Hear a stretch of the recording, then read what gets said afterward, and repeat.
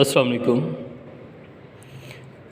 Students, today is 30th November and we are going to start the classwork. Our today's topic is law of indices. So I will start from exercise number 2.4, question number 1 and its second part. Students, question की statement ज़रूर देख लीजिएगा. Question की statement है use law of indices to solve the following. मतलब हमें इसको solve करना है by using the law of indices. इसका प्रोसीजर ये है बेटा, एक्चुअली ये एक टर्म है और ये दूसरी टर्म है and both the terms are being multiplied. तो इसको सॉल्व करने के लिए हम क्या करेंगे, लिसन केयरफुली प्लीज़ बेटा. हम सबसे पहले इस 2 को इस -8 से मल्टीप्लाई कर दे देंगे. एक्चुअली ये प्लस का 2 है, ये टर्म माइनस वाली है, तो प्लस माइनस माइनस आ जाएगा. और जब हम 2 को 8 से मल्टीप्लाई करेंगे तो ये बन जाएगा 8 2 16. यहाँ पर x रेज़ टू पावर 5 है और यहाँ पर x रेज़ टू पावर -3 है. ये एक्चुअली हमने यहाँ पे एक लॉ पढ़ा हुआ, मैं मेंशन कर देता हूँ. लॉ ऑफ इंडिसेस आपको लास्ट लेसन में पढ़ाए थे, तो आज यहाँ पर वो लिख रहा हूँ कि वो लॉ कुछ इस तरह से था. अगर कहीं लिखा हो a raise to power m multiply by a raise to power n, तो हम इसे लिख सकते हैं a raise to power m plus n, provided that कि टर्म्स मल्टीप्लाई हो रही हूँ और ये बेसिस सेम होनी चाहिए. तो यहाँ पर देखें, ये लिखा हुआ x रेज़ टू पावर 5 और यहाँ पर लिखा हुआ x रेज़ टू पावर -3 और ये टर्म्स आपस में मल्टीप्लाई ही हो रही हैं. ये दूर दूर लिखी हुई हैं तो इससे कोई फ़र्क नहीं पड़ता, जितनी भी दूर लिखी हो तो मल्टीप्लाई ही रही है ना. अगर आप चाहें तो एक स्टेप में इनको एक दफ़ा इकट्ठा लिख सकते हैं और अगली दफ़ा ये आप ऑपरेट कर सकते हैं इस लॉ ऑफ इंडिसेस को. तो मैं इसको x को सिर्फ एक ही दफ़ा लिखूँगा और इनकी पावर्स को मल्टीप्लाई कर दूँगा 5 प्लस -3. तो ये वही मैंने लॉ यूज़ किया जो सामने मेंशन किया हुआ है. सिमिलरली मैं यही लॉ जो अभी यूज़ किया, यही लॉ मैं y पर यूज़ करने वाला हूँ. ये दरमियान में ये जो डॉट है ये मल्टीप्लाई को रिप्रेजेंट करता है. ये आ जाएगा जी y रेज़ टू पावर -4 और ये +2. मैं फिर से बता रहा हूँ, ये दूर दूर लिखे होने का मतलब ये नहीं है कि पता नहीं ये क्या, ये मल्टीप्लाई हो रही है. आप इनको पास भी लिख लेंगे तो इससे कोई फ़र्क नहीं पड़ता. तो ये आ जाएगा हमारे पास -16 x raise to power 5 plus -3 और ये multiply y raise to power -2. तो स्टूडेंट्स ये बनेगा -16 x raise to power 2 multiply by y raise to power -2. यहाँ पर मैं एक और लॉ यूज़ करने वाला हूँ, वो मैंने आपको पढ़ाया था. लॉ ऑफ इंडिसेस में लिखा हुआ कि अगर कहीं लिखा हो a raise to power -n, तो एक्चुअली हम उसे लिख सकते हैं 1/a raise to power n.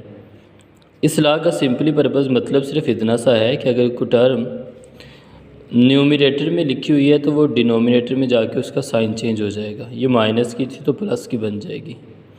Even अगर ये नीचे माइनस की लिखी होती तो मैं इसे ऊपर ले आता तो ऊपर ये प्लस की बन जानी थी. फ़िलहाल मैं इस लॉ को यूज़ करने वाला हूँ, चूँकि ये नेगेटिव है तो इसको डिनोमिनेटर में ले जाऊँगा तो ये पॉजिटिव बन जाएगी. ये बनेगा जी -16 x² ओवर y². तो ये स्टूडेंट्स हमारा आंसर है. क्लियर है क्लास ये बात. इसी तरह से अब हम सॉल्व करते हैं क्वेश्चन नंबर 1 का थर्ड पार्ट. बिल्कुल सिमिलर है, छोटा सा क्वेश्चन है. क्वेश्चन नंबर 1 और इसका थर्ड पार्ट अब हम सॉल्व करेंगे. तो इसके लिए देखिएगा स्टूडेंट्स, ज़रा सबसे पहले तो बुक से देखकर आप लोग क्वेश्चन नोट कर लीजिएगा.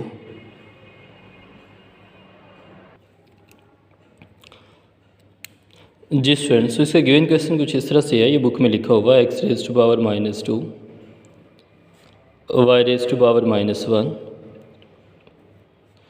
और साथ लिखा हुआ जी z रेज़ टू पावर -4. ये मैं बुक से देखकर लिख रहा हूँ जी. Divided by x raise to power 4 y raise to power -3 और z रेज़ टू पावर 0 और होल की पावर गिवन है जी -3. तो अब जब हमने इसको सिंपलीफाई करना है तो स्टूडेंट्स इसका प्रोसीजर ये है। सबसे पहले तो मैंने यहाँ पे इज इक्वल टू लगा दिया। तो आपकी मर्ज़ी है, यहाँ पर सिंपलीफाई लॉ ऑफ इंडिसेस जो है ना, हर टीचर इसको डिफरेंट तरह से करवाता है और जो जिस भी मेथड से करवाता है वो ठीक है, आलमोस्ट ठीक होता है। तो मतलब हर बंदे का डिफरेंट पैटर्न होता है काम करवाने का, जिस भी तरह से करवा दें ठीक है। मैं कुछ चीज़ चले मैं इवन अगर मैं ही ये क्वेश्चन 5 दफ़ा करवाऊँगा तो हर दफ़ा थोड़ी बहुत चेंजिंग आ जाएगी। मतलब पहले कौन सा लॉ यूज़ करना है इसमें कोई प्रायोरिटी नहीं होती, जैसे आपका माइंड काम करे लॉ ऑफ इंडिसेस को पढ़ने के बाद उसी तरह से आप सॉल्व कर दें, ये क्वेश्चन ठीक होगा। बहरहाल ये देखिएगा, यहाँ पर जो मैं लॉ यूज़ करने वाला हूँ पहले तो वो यहाँ पे लिख देता हूँ। जो लॉ यूज़ करने वाला हूँ मैं यहाँ पर वो ये है कि अगर कहीं लिखा हो a raise to power m divided by a raise to power n, तो हम इसे लिख सकते हैं a raise to power m minus n। मतलब अगर ये टर्म्स डिवाइड हो रही हों और ये बेसिस सेम हों तो फिर बेस को सिर्फ एक ही दफ़ा लिखेंगे और ये जो पावर्स हैं या ये जो एक्सपोनेंट्स हैं इनको हम माइनस कर देते हैं। तो यही लॉ मैं यहाँ पर यूज़ करूँगा। मैं x को सिर्फ ये देखिए, ये x रेज़ टू पावर -2 लिखा हुआ, ये एक्चुअली -2m है और ये 4 हमारा n है। तो ये टर्म्स डिवाइड हो रही है। मैं ऐसा करता हूँ, x रेज़ टू पावर -2 को मैंने एक ही दफ़ा लिख दिया, x को एक ही दफ़ा लिख दिया, ये ऊपर -2 और ये नीचे +4 जो है ये भी ऊपर जाके -4 बन जाएगी। ये इस लॉ को मैंने यूज़ किया, इस वाले को, और यहाँ पर लिख देते हैं जी। मतलब मैं इसकी हेल्प से ये काम कर रहा हूँ। सिमिलरली यहाँ पर y के साथ भी यही सेम ट्रीटमेंट करते हैं जी, y रेज़ टू पावर -1 और माइनस। मैं फिर से बता दूँ, कोई और बंदा इसको डिफरेंट तरह से कर सकता है और वो भी ठीक है। तो z रेज़ टू पावर हम लिख देते हैं जी -4 और -0 और होल की पावर क्या है जी -3 है। तो अब ज़रा देखिएगा, क्लास ये बन जाएगा x रेज़ टू पावर ये -6 बन जाएगा। सॉरी बी क्लास, ये था -1 और ये -3 है। इसने ऊपर जाके माइनस होना था तो एक्चुअली यहाँ पे दो माइनस आ जाने थे, तो मैंने एक ही लगा दिया गलती से। एक तो ये -3 के साथ था ना एक्चुअली, तो एक वो लॉ ऑफ इंडिसेस से आ जाना था।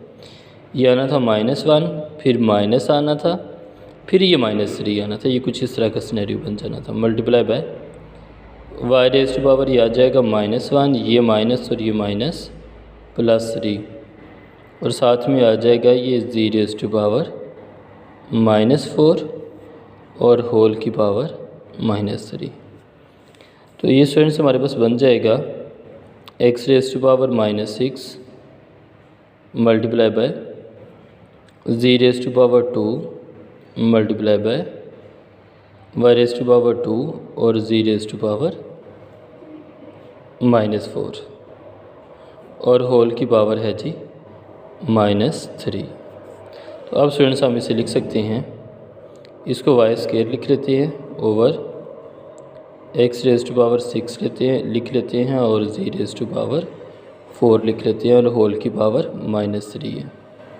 अब अगर मुझे पावर को पॉजिटिव बनाना है तो मैं x रेज़ टू पावर 6 को न्यूमरेटर में लिख लेता हूँ, z रेज़ टू पावर 4 लिख लेता हूँ, डिवाइडेड बाय y स्क्वायर लिख लेता हूँ, होल की पावर -3 थी तो अब ये बन जाएगी +3। नेक्स्ट स्टूडेंट्स, अगर पावर की पावर आ जाए तो इनको मल्टीप्लाई कर देते हैं। ये मैं अभी थोड़ी देर बाद 1 या 2 मिनट्स के बाद दूसरी वीडियो अपलोड कर दूंगा। फ़िलहाल के लिए इतना सा ही। जो आपने लास्ट लेसन किया था उसकी डिटेल भी आपको नेक्स्ट लेसन में प्रोवाइड कर दी जाएगी। ठीक है जी। नेक्स्ट वीडियो 2 मिनट तक मैं अपलोड कर देता हूँ। थैंक्स लॉर्ड, अल्लाह हाफिज़।